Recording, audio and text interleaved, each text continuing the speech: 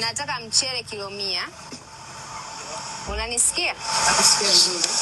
Unga nataka viroba vile 5 vya kilo 25. Sukari kilo 5. Na hayo mambo ndio ndugu wa Mario hawapendi kabisa. Yani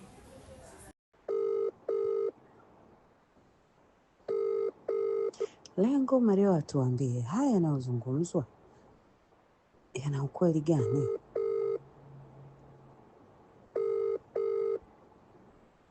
Na mwenyewe jamani, kwenye DP ameweka picha yake na Paula ameshikana mkono. Wow.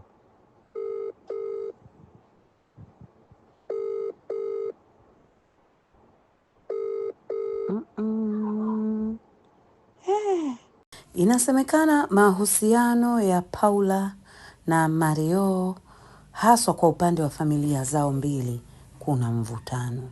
Familia ya Paula wenyewe hawana neno, lakini kwa upande wa familia ya Mario wana malalamiko mengi.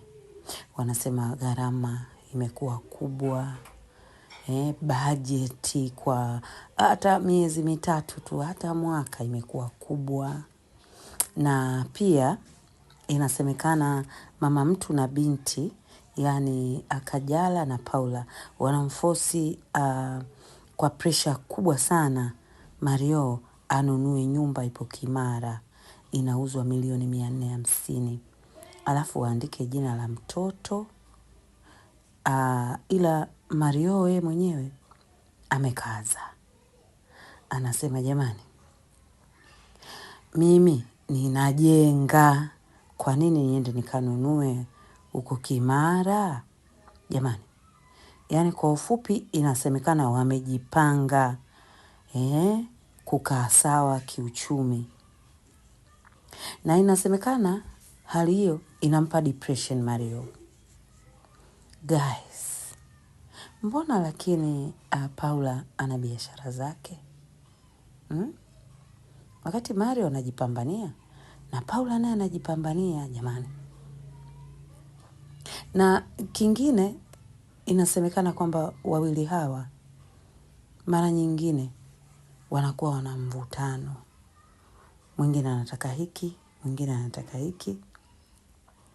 Hivi ninavyokuambia, anapojenga Mario, Paula ashirikishwi kabisa.